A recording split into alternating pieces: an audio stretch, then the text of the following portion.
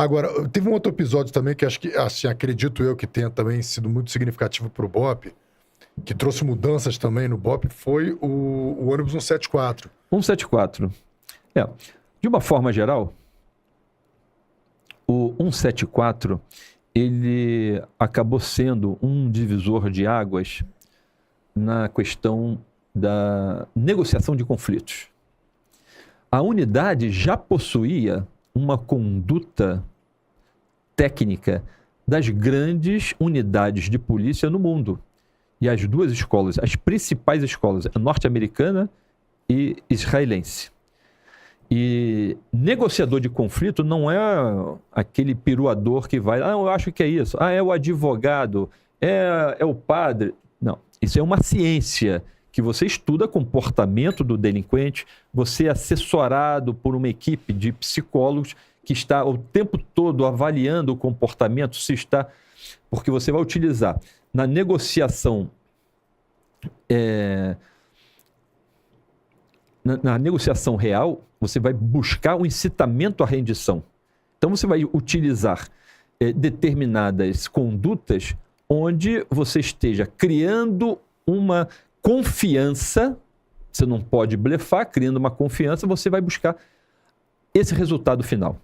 Muitas das vezes você não consegue, aí a ocorrência entra na segunda fase, que é a negociação tática, que aí você vai utilizar o assalto, o sniper e por aí afora.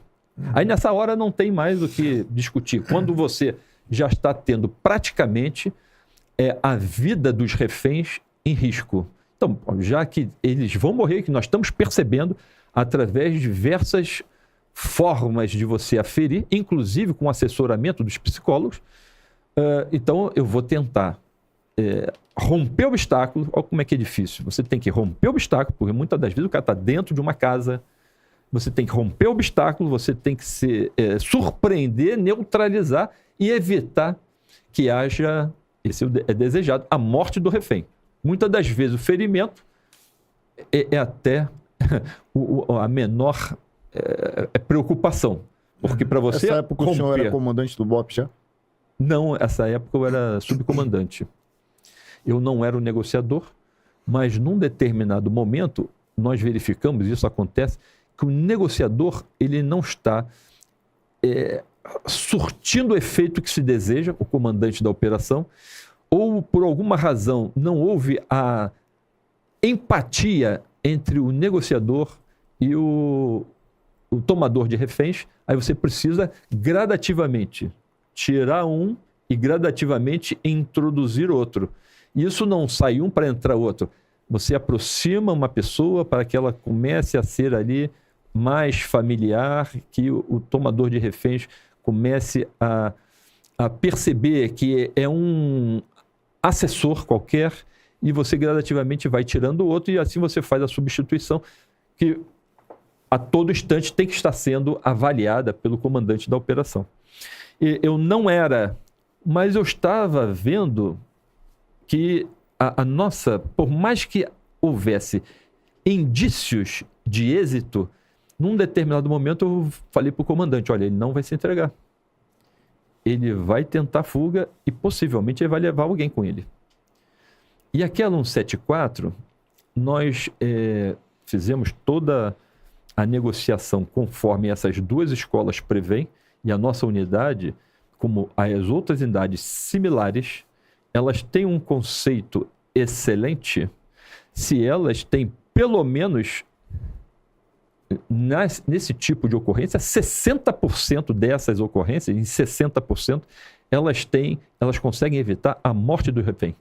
Então você vê que os números são pequenos, é quase meio a meio. E uma unidade tem aquele conceito excelente. Então, nós tínhamos, antes daquele momento, diversas outras ocorrências de pleno êxito. Todas as nossas ocorrências, felizmente, até hoje, foram assim, pleno êxito. E, num determinado momento, chega o delinquente, ele assenta-se no banco traseiro do ônibus. Primeiro já tinha colocado jornais e colado nos vidros para que não tivesse acesso de snipers e de outras pessoas. Mas eu estava vendo para um determinado ponto que ele sentou-se no banco traseiro, se cercou de todos os reféns que ele mantinha e começou a retirar deles objetos pessoais, tipo cordão, relógio, dinheiro. E o meu comandante na época falou assim, não, mas como é que você sabe que ele não vai se entregar? Porque ele estava tudo sendo conduzido para o desfecho da ocorrência no modelo primeira fase, ou seja, a negociação real, que é um incitamento à rendição. Aí eu verifiquei, não, ele não vai se entregar. Porque se ele fosse se entregar, ele não estaria subtraindo das pessoas os seus objetos. Porque ele vai ser preso, vai ser revistado e vai perder todos eles. Aí o comandante ficou preocupado, né? E assim o camarada pegou uma das reféns, passou pela roleta e quis sair pela porta da frente. Nós tínhamos ali mais próximo na equipe de assalto da unidade um cabo que era um excelente atirador, que estava com uma submetralhadora MP5 9mm, que é utilizada por todas as escolas de polícia boas no mundo, essa submetralhadora, que é uma submetralhadora alemã. Ele estava ali abaixado durante muito tempo, desde o início da ocorrência, para ele não ser visto, porque o ônibus tem aquele vidro grande, longo, que vai até a parte bem baixa do painel, né? Uhum. E não é difícil alguém chegando naquele ponto ali próximo do volante, como ele tentou retirar o ônibus dali, em alguns momentos, avistar o policial. Então o policial estava ali todo reduzido, silhueta reduzida para não chamar atenção. Aí eu falei assim, pô, se esse camarada sai pela porta, isso aí também acaba sendo até um golpe de mão. Sai pela porta, ele vai passar no meio das pessoas, embora tivesse cerco, isolamento e contenção, ele vai encontrar outros policiais de outras unidades que estavam envolvidos também no cerco, que vão querer resolver da sua maneira a ocorrência. E cada um da sua maneira. O resultado você não controla. Isso nós tentamos dizer a ele. Mantenha-se aí dentro, porque aqui nós garantimos a sua vida, aqui nós garantimos a integridade física das pessoas que estão contigo. Até agora você vai responder pelos crimes que você cometeu. Mais nada. Mas delinquente é delinquente. É a imagem do cão, entendeu? Ele tentou sair, eu fui para frente dele, tentando chamar a atenção, como se fosse, não dessa maneira, mas como se fosse uma ameaça para que ele tivesse a atenção voltada para mim. E o nosso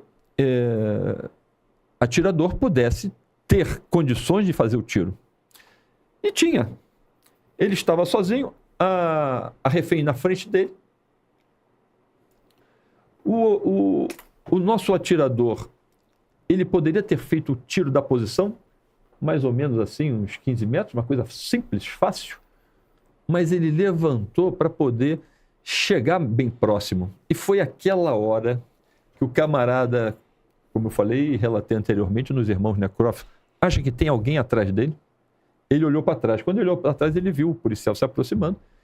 Ele se jogou, aí todo mundo foi em cima dele, ele se jogou para trás, trazendo a refém dele sobre o corpo dele, e ali ele já fez o primeiro tiro, o único tiro, que teve entrada aqui em cima, no ombro, e atravessou o corpo dela. Isso aí acabou danificando muitos órgãos internos e a levou à morte. Mas todo mundo chegou em cima, segurou o revólver dele, porque o revólver que você segura o tambor, ele não gira mais, né? Uhum. Nem puxando o gatilho, porque para puxar gatilho o tambor tem que girar. E afasta, segura, neutraliza. Ele foi conduzido a uma viatura, que é tipo um veraneio, foi colocado na parte de trás, na época não era mais veraneio, mas era uma D20, na parte de trás, foram com ele ali uns 2 policiais, os outros conduzindo ele para a delegacia, e ele altamente irritado, agressivo, já ainda no local da ocorrência, ele dando, assim, pisadas no vidro traseiro da viatura, que até, inclusive, ele arrancou o vidro, e os policiais tentaram acalmá-lo, tirando a capacidade dele de reação. Porque quando você tenta buscar o sufocamento controlado, chega num ponto que o cara apaga. Mas você larga, porque você sentiu que o cara perdeu força, vamos ficar controlando o cara.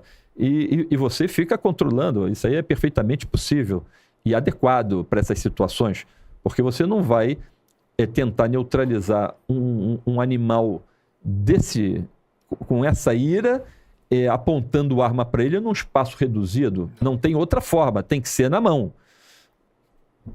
E talvez, por ele ser embora um camarada magro, mas ter força, está eventualmente sob efeito de algum psicotrópico, ele acabou resistindo mais do que o necessário e acabou morrendo. Essa foto deixa bem claro que ele não tá facilitando o trabalho dos policiais. Não. Ele estava entrando na viatura. Tá vendo a parte de trás da viatura? Ele estava entrando na viatura.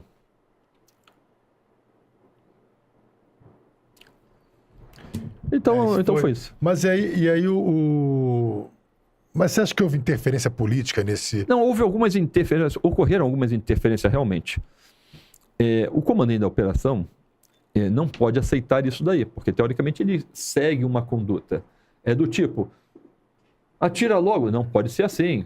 Ou faz isso, faz aquilo, não pode ser assim. Até porque você vai ter muitas outras ocorrências similares e o possível futuro tomador de refém já sabe o que você vai fazer. Então, não pode ser assim. Uhum. Teoricamente, nós temos que conduzir a ocorrência para o incitamento à rendição.